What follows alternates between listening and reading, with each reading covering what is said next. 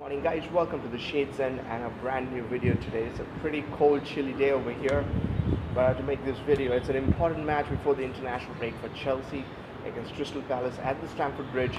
It's a huge match for us. We have to get those 3 points as always to keep the momentum going in the top four. We don't want the back team, the teams behind us, to catch us up.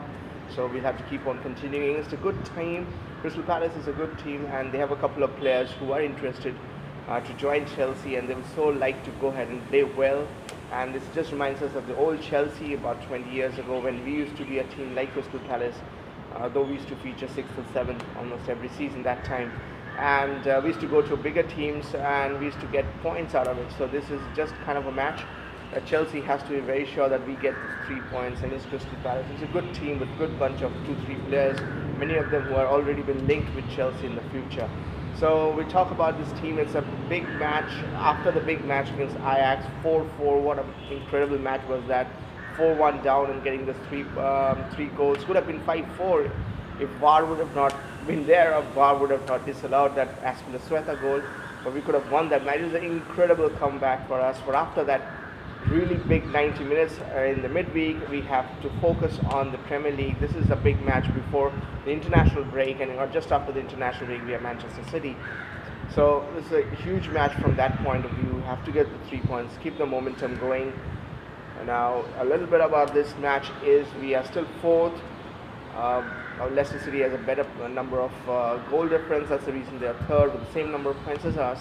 But it's a must-win 3 points here. We'll talk a little bit about the team. It's interesting now. Last season there was a time we used to make videos about Hudson-Odoi and how he sets into the team, Surrey's team. This season at certain times we talked about Pulisic, how much he can get into the team and which positions he can play. Now it's a huge thing of how you look at the defense and the Chelsea midfield and who features and where. The likes of Reece James, where does he feature in the defense, especially after his wonderful 45 minutes against Ajax, including scoring a goal. He looked so lively. And then how does he feature in the team more regularly than often, with Azpilicueta being the captain and he's still playing there.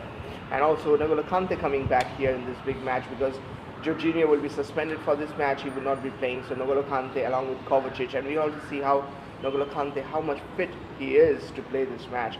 So interesting, starting from the back, Arrizabalaga will be the goalkeeper. Now comes the defense, which is the most important part of it right now to talk about, is the who plays and who doesn't play. Now obviously Alonso doesn't play, so Emerson, if he's fully fit, it's as simple as that. Emerson will be in the left. Most likely Azpilicueta will be on the right, and then Zuma and Tomori as the central defenders. However, that is easier said than done. Now Azpilicueta, as a lot of people saw Reece James, might want Reece James to come into the right back. At certain times we are seeing Reece James playing in the midfield, which is quite interesting, and that can happen that Jorginho is not there in the team, so we might see Reece James playing there along with Kovacic and N'Golo Kante. That will be interesting to see that. But what if we do something else? There is also a point that we are playing matches every 3-4 days. So what if Zuma and Tomori has been sit out, and we also have Christensen fit now? He was in the suspension as Ajax, so what if he comes in for this match? Will Frank do that? Now I'm not seeing Frank to be so adventurous. He likes to keep it tighty, which is good. But so there are different scenarios like the one I already spoke about, Emerson on the left and Azpilicueta on the right, and Tomori and Zuma in the central defense. Scenario 2 could be where Christensen comes in with either of the defenders, Tomori or Zuma, and then Azpilicueta on the right and Emerson on the left. But what if Christensen, scenario 3 could be Azpilicueta on the left, Reece James on the right, and then either Tomori, Zuma or Christensen in the central defenders. 2 of the 3 will be as central defenders. Scenario 4, what if we have a 3-man defense like we used to have during Conte's time, and Azpilicueta being the captain, we cannot just sit him out right away to bring on a Reece James. We'll have to think about putting him in some place. And Azpilicueta is a defender, has been a good defender when he has played a central defense. I'm not sure if Frank will like to think that way, but that is a scenario where Azpilicueta plays with one of the 3 defenders that we have in the central defense. There is Zuma, Tomori and Christensen, and Reece James starts on the right, and Emerson, if he's fully fit, plays on the left. So it'll be interesting to see how Frank goes ahead and does that. We have some good choices. though I know we have Rudiger still out, we have Loftus-Cheek still out, Ross Barkley I'm not sure if he's fully in or not, but it's still good to see N'Golo Kante and Christensen in. I would like to see Christensen coming back in this match, but I know that the way Zuma and Tomori has played, especially Zuma, has been electric in the last couple of matches, and Tomori has also been good throughout the season. So I don't think Frank will go ahead and sit any one of them out, especially that we have an international break coming on. So it's not that they are going to play another match. It's not that we are going to play another match after this weekend. So it's going to be rest for about 2 weeks. Though internationally they will be playing for their countries. So it'll be interesting to see how Frank goes ahead with this. Reece James should start most likely on this match, but then Ispilisueta should also play. Either plays left back or plays in the central midfield, central defense. We have to see how fit Emerson is, because he played the last weekend's match, but he did not even feature in the subs bench against Ajax. So it'll be interesting to see all that. So it'll be a very good number of choices. Spoiled for choices, however, Frank will have quite a bit of thinking to do. There are quite a few scenarios that's coming up. It's interesting when you are, just making this video, see all these scenarios. It's really interesting who plays where and where not.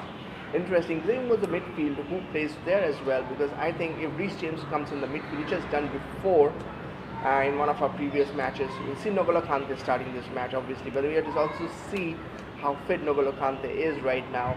I'm pretty sure, and I'm hoping that he is fit and he can continue for the next few months without getting injured again, or his injury getting escalated once again, because we really want a fit N'Golo Kante along with Jorginho and Kovacic, and it'll be electric. Last season we had a small thing in the beginning of the season, of last season that is, that our midfield is one of the best in the world, and though it did not work out that well last season, but this season really, if N'Golo Kante gets going and the way Jorginho and Kovacic is playing, it surely can be the best midfield in the Premier League at least, or at least in the top 3 of the best midfield. We're really, really good. There's really exciting times. We really want N'Golo Kante to be fit and continue for the next few months without getting injured.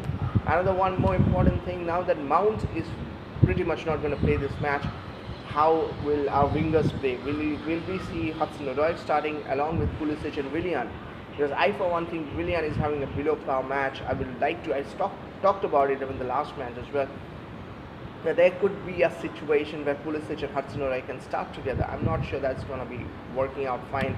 I still believe Frank has always liked Willian and the things he brings, though even if at times he's not scoring goals or he's not assisting goals, he still brings a lot of things which Frank wants player to bring in. And so I guess Hudson-Odoi, though he has a below par a little bit, but still I think I will want to see Pulisic and Hudson-Odoi starting, and if possible all 3 of them starting. But surely I want Pulisic and Hudson-Odoi to start and see how it goes, because there is a point where you can bring some of these players and they will like to prove it. Same goes with Tammy. I think Tammy though he scored last weekend, I feel he's gone a little below par. There's certain chances we are getting where he's not scoring the goals. Again, he's our number 1 striker, so I'm pretty sure there's no shadow of a doubt that he's going to start this match. But then I feel, and I'm speaking to one of my friends here, that Batshuayi, I know he should get a chance, but I don't think Batshuayi will get a chance right away. He got his chance against Manchester United, where he scored a goal though in the League Cup match. But I don't see him starting a match anytime soon for Chelsea. Tammy will start this match, but the only request from me and my side to Frank is that if he is playing Batshuayi as a sub, at least get him a sub for the last 20-25 minutes. Give him some time. The last couple of matches I see Batshuayi coming in the last 2-3 minutes before the end of the match, which doesn't make much sense. He doesn't make any impact. If you remember that match where he made an impact, I think in Southampton, both he and Pulisic came in as subs in the last 20-25 minutes. They got enough time to make an impact, but when you bring a player for the last 2-3 minutes, he hardly gets time to even touch the ball 2-3 times. Making an impact is out of the question. So just a request to Frank that please go ahead and, if you are bringing in Batshuayi or any, Giroud in that matter, as a sub in place of Tammy, just give them 20-25 minutes to get them some level of impact they may be able to, because just coming in the last 5 minutes cannot make any impact. So just request on that. Hopefully Batshuayi will start. Most likely he will not, 99% sure he will not. But if he comes in as a sub, hopefully he gets 20-25 minutes. This is a team he played for in the last season, Crystal Palace, so we know a little bit about how they play. But we would like to see a good, comfortable win over here. It's not going to be easy. Crystal Palace is having a decent thing going for them as well. As I said before, they have a couple of players who are linked with big clubs, including with Chelsea, and they would like to prove a little bit. So they would like to go there and come to Stamford Bridge and try to prove a point, maybe try to score a goals. Our defense has been leaking goals as always. We conceded 4 goals, which is 3 goals in the first 45 minutes against Ajax. So this will be quite something to look into. We are conceding free kicks at dangerous positions, which is leading to the goals here. So we don't want that to happen. So I really like to see how Frank sets up the defense. That is more really interesting, the defense part of it. How Aspilicueta, how Reece James, how Christensen, how Emerson, how Tomori, and Zuma. So like 6 players I named, I guess. So all 6 feature in a 4-man defense.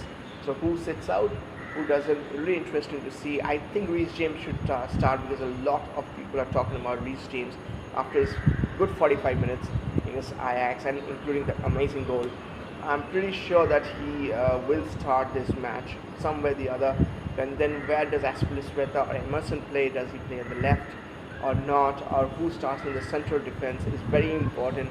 Does either Tomori or Zuma gets a rest, and maybe Christensen is brought in, or just maybe both of them play and Christensen still sits on the subs bench? There's some interesting questions. Interesting to see how N'Golo Kante will feature in this match and how he plays. We really want him to do well. We really want to see Hudson-Odoi start a match. I know he has a couple of below par matches for his standards. He had his birthday yesterday, by the way. Belated birthday, Hudson-Odoi. But we would like to see him come back. He can do a really good job, and he will be eager to make a point. So Pulisic has been the live wire. I mean, I'm not talking about Pulisic for the last 2-3 videos, mainly because he has been going in, doing the job done. So not much to talk about him, but he is being a live wire. He has been the good thing, interesting things that he brings to Chelsea. I'd like to see Pulisic and Hudson-Odoi start, and if maybe Pulisic, Hudson-Odoi and Willian start, it will be interesting to see how it pans out. I'm hoping for Chelsea to get this win, get those 3 points. Very important for us to get those 3 points. But as always, I will ask you guys to let me know what you guys think in the comment section. As always, let me know what should be the starting lineup, who should start in the defense or the midfield, or the strikers should be back so I get a chance sometimes, or it should be the same Tammy Abraham, who has been really good, 9 goals. And is not the joint top scorer, but joint second top scorer in the Premier League at this moment. So keep it coming in the comment section, guys. I love to hear from you. So until next time, hoping for a win for Chelsea against Crystal Palace at Stamford Bridge. I'm signing it off. See you guys till next time. Bye bye.